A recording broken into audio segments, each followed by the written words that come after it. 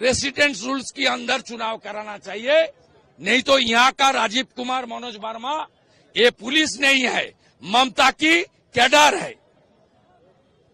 हम लोग जिहादी का साथ लड़ने के लिए तैयार है। जो करना है करूंगा, न्यूटन का थर्ड लॉ है, लेकिन पुलिस को न्यूट्रल करना पड़ेगा। ईसीआई के विदाउट प्रेसिडेंट रूल बंगाल में चुनाव अच्छा तरीके से, डेमोक्रेटिक वे से, ट्रांसपेरेंसी से नहीं हो सकता। जहां हिंदू 50% से कम है, उस बूथ में ये लोग हिंदू को वोट डालने नहीं देगा। इसलिए on the eve of election ECI should recommend president's rule in Bengal. It's not my demand, everyone demand. Siddiqullah is a very dangerous element. He is communal. उन्होंने जो बात कलकत्ता में रामलीला मैदान में बताया, वो बात दूसरा कोई बताता तो उसको तुरंत जेल में डाल देता। अरे पीएफआई का साथ टीएमसी का सीधा रिलेशन है। शमशेरगंज में पीएफआई जब अपने यूनिफॉर्म लगा के पैरेड किया ना, ये मोनीरुल जो फरक्का का टीएमसी एमएलए, वो पैरेड का लीडरशिप दिया। सिमी का जो लीडर है ban organisation Ahmed Hassan Imran, Mamata sent him to Rajya Sabha. The Jamaat leader Siddiqullah Chowdhury, he is the cabinet minister of Mamata government. उनका फिराद हकीम डायरेक्टली ओपनली बोल रहा है दावत इस्लाम। ये लोग completely communal, radical, extremist, anti national force है। ये लोग के खिलाफ पेट्रियोटिक पीपल का मोर्चा जारी रहेगा। ऑन 16 हरगोविंद दास और चंदन दास को श्रद्धा सुमन अर्पित करने के लिए पूरा प्रदेश में उस दिन हिंदू शहीद दिवस बीजेपी की ओर से मनाया जाएगा। आप सब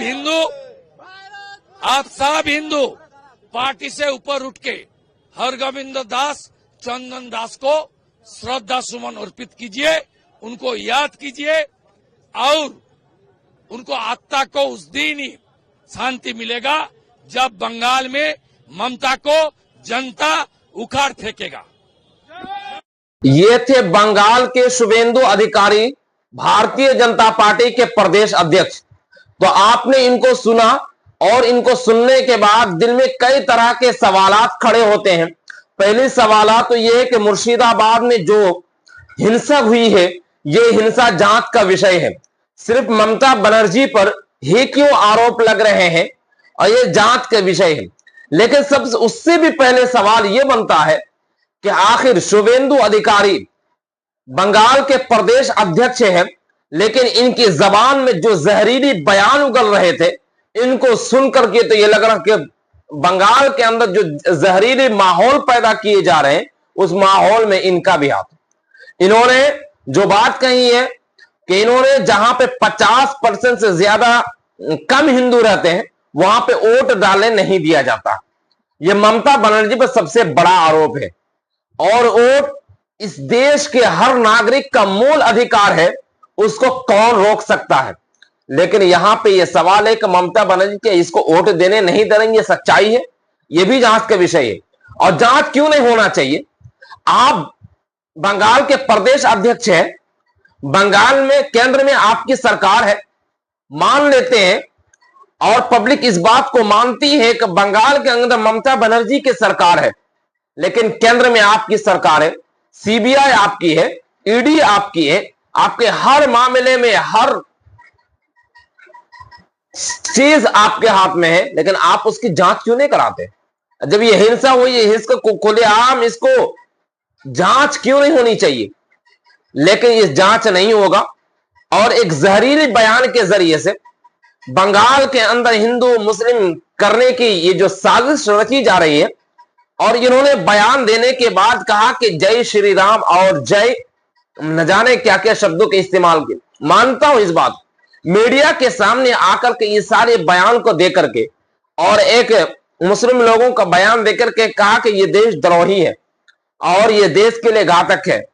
लेकिन मेरा मानना यह है कि अगर देश के लिए घातक है उसको जेल के सलाखों में होनी चाहिए, लेकिन ऐसा आप नहीं करेंगे। सिर्फ एक बयान के जरिए से माहौल गर्म करेंगे और उस माहौल से अपने वोट बैंकों को मजबूत करने की कोशिश करेंगे।